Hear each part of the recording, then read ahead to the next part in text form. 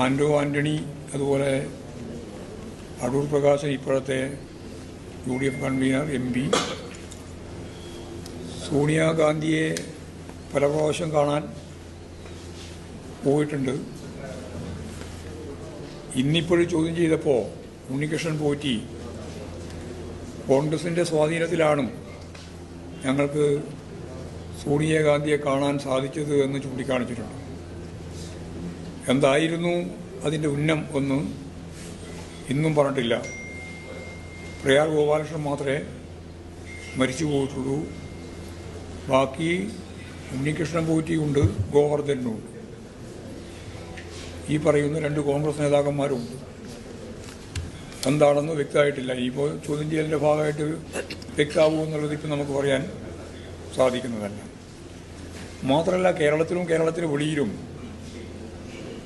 അടൂർ പ്രകാശ് ഉൾപ്പെടെയുള്ള ആളുകൾ ഇവരുമായിട്ട്, ഈ കൂട്ടുപ്രതികളുമായി എന്ന് പറഞ്ഞാൽ സ്വർണം കൊള്ള നടത്തുകയും ആ കൊള്ള മുതൽ വാങ്ങുകയും ഒക്കെ ചെയ്തവരുമായി വലിയ സൗഹൃദവും സമ്മാനങ്ങൾ കൈമാറുന്ന അവസ്ഥയും ഒക്കെ ഉണ്ടായിട്ടുണ്ട് എന്ന്, അവരുടെ പരിപാടികളിൽ പങ്കെടുത്തിട്ടുണ്ട് എന്ന് ഇപ്പോൾ പൊതുവായിട്ട് വാർത്ത പുറത്തു വന്നിട്ടുണ്ട്.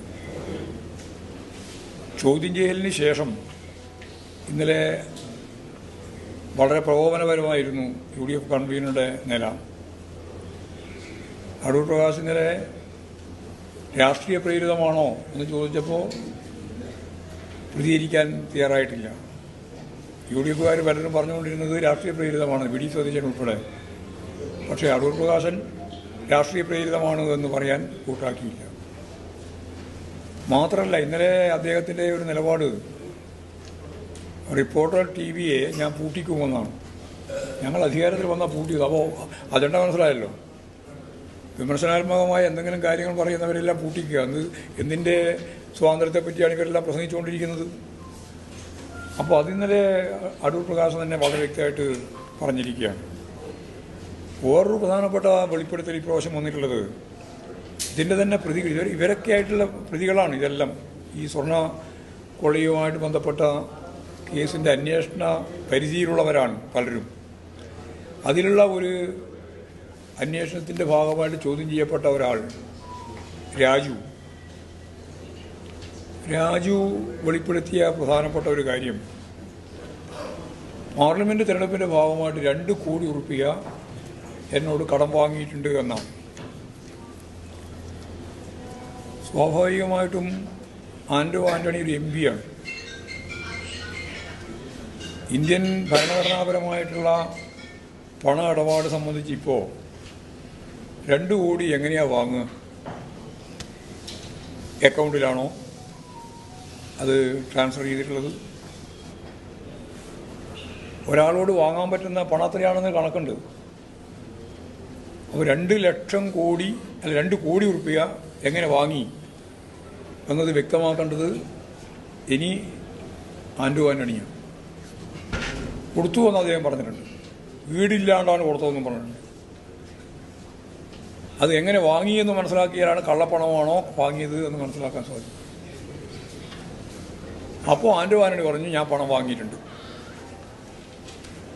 പണം കൊടുത്തിട്ടുണ്ട്, തിരിച്ചു തന്നിട്ടില്ല. 20 ലക്ഷം മാത്രമേ തിരിച്ചു തന്നിട്ടുള്ളൂ, ബാക്കി തിരിച്ചു തരാൻ ബാക്കി. അത് എൻ്റെ മകൾ ഉൾപ്പെടെ പോയിട്ട് പറഞ്ഞിട്ട് അവസാനം 20 ലക്ഷമാണ് കിട്ടിയത്. അതിൻ്റെ അപ്പുറം കിട്ടിയിട്ടില്ല. 2 കോടിയിൽ 20 ലക്ഷം മാത്രമേ തിരിച്ചു കിട്ടിയിട്ടുള്ളൂ, ബാക്കി കിട്ടിയിട്ടില്ല എന്ന് അദ്ദേഹം പറയുമ്പോൾ, ഈ പറയുന്ന 2 കോടി ഉറുപ്പിക യഥാർത്ഥത്തിൽ ഒരു MPക്ക് എന്തിനാണ് 2 കോടി ഉറുപ്പിക ചിലവാക്കാൻ? ഇലക്ഷൻ കമ്മീഷൻ്റെ ഭാഗമായിട്ട് അന്നത്തെ പരിസ്ഥിതിയിൽ 90-95 ലക്ഷം ഉറുപ്പിക ചിലവാക്കാൻ പറ്റുള്ളൂ. ബാക്കി ഈ കോടിയോടെയാ പോയെ? പണം എന്താ ചെയ്തേ? അപ്പോൾ വലിയ രീതിയിലുള്ളൊരു ഗൂഢാലോചനയുണ്ട് ഇതിൽ. പണാധിപത്യത്തിൻ്റെ ഭാഗമായിട്ടാണ് ഇലക്ഷനെ അവർ കൈകാര്യം ചെയ്യുന്നത്.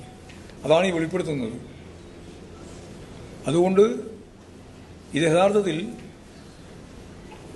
ഈ പണം എങ്ങനെയാണ് ഉപയോഗിച്ചതെന്നും എങ്ങനെയാണ് സ്വീകരിച്ചതെന്നും എങ്ങനെയാണ് മടക്കി കൊടുത്തതെന്നും രേഖാപരമായിട്ട് പറയാനുള്ള ഉത്തരവാദിത്വമുള്ളത് ആൻഡോ ആൻ്റണി എന്ന് പറയുന്ന MPക്കാണ്.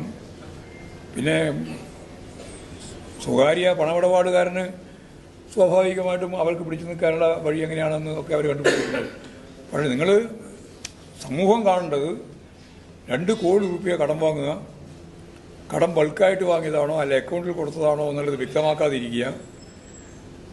അക്കൗണ്ടിലല്ല എങ്കിൽ കള്ളപ്പണമാണ്. അത് കള്ളപ്പണം സ്വീകരിച്ചു എന്നുള്ളതാണ് പ്രശ്നം വരിക. മടക്കി കൊടുത്തത് അക്കൗണ്ട് സംവിധാനത്തിൻ്റെ ഭാഗം അല്ലെങ്കിൽ അതും ഈ പറഞ്ഞ പോലെ തന്നെയാണ്, ബൾക്കായിട്ട് പണം കൊടുക്കുക. അപ്പോൾ ഇത് സംബന്ധിച്ച് വളരെ ഗൗരവമുള്ള ഒരു പരിശോധന വേണം, കോൺഗ്രസ് തന്നെ വ്യക്തമാക്കണം എന്നുള്ളതാണ് ആ സംബന്ധിച്ച് പറയാനുള്ള ഒരു പ്രധാനപ്പെട്ട കാര്യം.